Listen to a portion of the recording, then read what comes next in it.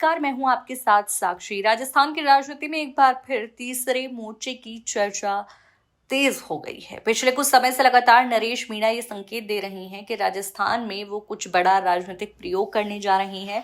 अंतः उपचुनाव से पहले ही उन्होंने कई बार कहा कि वो हनुमान बेनीवाल, अखिलेश यादव और अन्य नेताओं के साथ मिलकर एक नई राजनीतिक धारा शुरू करना चाहते हैं।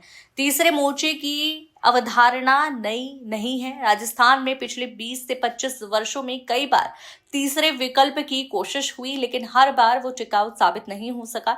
2018 में हनुमान बेनीवाल ने आरएलपी का गठन किया था, ये कहते हुए कि राजस्थान को अब भाजपा और कांग्रेस के विकल्प में तीसरी ताकत की जरूरत है। लेकिन समय बीतते बीतते पार्टी की स्थिति कमजोर होती गई और आज एक भी विधायक उनके पास नहीं है। हालांकि बेनीवाल स्वयं सांसद जरूर हैं। इससे पहले किरोड़ी लाल मीणा ने भी एक अलग राजनीतिक मंच बनाया था।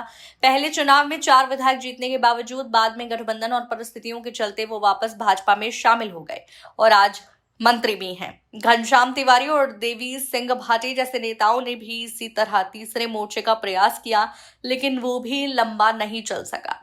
अगर हम पिछले कुछ चुनाव देखें तो भाजपा और कांग्रेस के बीच ही मुख्य मुकाबला रहा है। इनके अलावा सबसे अधिक सफलता निर्दलीय उम्मीदवारों को मिली है, जिनकी संख्या कई बार 12 से 15 तक पहुंच गई है।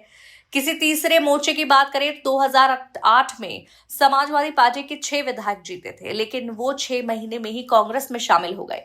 2018 में बसपा के 6 विधायक जीते, पर वही कहानी दोहराई गई। 1.5 साल के अंदर सभी विधायक कांग्रेस में विलय कर दिए गए। दोनों बार इसका नेतृत्व राजेंद्र गुढ़ा ने किया। अब स्थिति यह है कि नरेश मीणा, हनुमान बेनीवाल, राजेंद्र सिंह गुढ़ा और अन्य नेता साथ मिलकर 2028 तक एक मजबूत तीसरा फ्रंट जनता के सामने पेश करने की तैयारी में है। सोशल मीडिया पर इस नए मोर्चे की संभावित सरकार की चर्चाएं भी चल रही हैं। लोग अनुमान लगा रहे हैं कि यदि तीसरा मोर्चा सरकार बनाता है तो हनुमान बेनीवाल मुख्यमंत्री हो सकते हैं और नरेश मीणा उप मुख्यमंत्री की भूमिका में दिख सकते हैं। हालांकि ये सब अभी कयास है, लेकिन चर्चा का माहौल गर्म है। अब सवाल यही है कि राजस्थान में तीसरा मोर्चा कभी सफल हो पाएगा?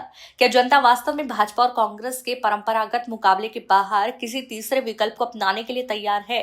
अगर तीसरा मोर्चा बनना चाहिए तो उसका नेतृत्व किसके हाथों में होना चाहिए?